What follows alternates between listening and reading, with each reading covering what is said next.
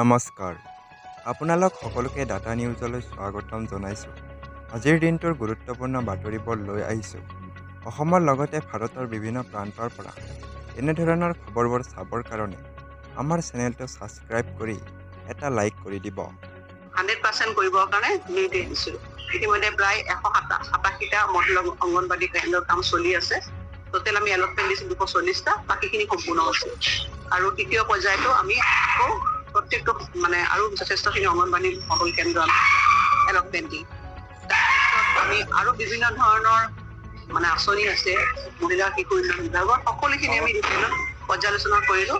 আৰু মই উপায়ুক্ত ডাঙৰীয়াক সময়মতে যাতে শিশুসকলে তেওঁলোক পাব লগা খাদ্যখিনি পায়, মডেল অংগনবাড়ী কনষ্ট্ৰাকশ্যন কমিটিবিলাকে সোনকালে যাতে কনষ্ট্ৰাকশ্যনখিনি কৰে সেই বিষয়ে নিৰ্দেশ দিছোঁ। আৰু বিভিন্ন ধৰণৰ বিভাগৰ আঁচনি আছে, সেই আঁচনিবিলাকো আমাৰ জনপ্ৰতিনিধিসকলৰ লগত তেওঁলোককো অৱগত কৰি পেলাই কামখিনি সোনকালে কৰাৰ বাবে তেওঁলোকক নিৰ্দেশ দিছোঁ।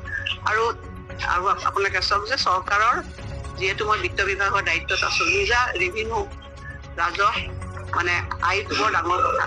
আগতে আমাৰ ৰাজ্যখনৰ আজি পৰা কেইবাবছৰ আগতে নিজা যিটো ৰাজহ বৰ শোচনীয় আছিলে, কিন্তু আমাৰ মুখ্যমন্ত্ৰী ডাঙৰীয়াৰ প্ৰচেষ্টাত আজি বিভিন্ন বিভাগবিলাকক আমি তেওঁলোকৰ নিজা চ'ৰ্চ অফ ৰেভিনিউ সেই ক্ষেত্ৰত তেওঁলোকক চাবলৈ কৈছোঁ। আৰু আমাৰ যাতে গ্ৰোথটো আমাৰ কেন্দ্ৰীয় চৰকাৰে যিটো গ্ৰোথ আছে তাৰ সমানে ৰাজ্যখনৰ গ্ৰোথটো যাতে আমি কৰিব পাৰোঁ সেইটো চেষ্টা কৰিছোঁ। আৰু সেইকাৰণে ডিষ্ট্ৰিক্টৰ যিখিনি নিজা আয়ৰ সেইবিলাক বৃদ্ধি কৰিবলৈ কৈছোঁ।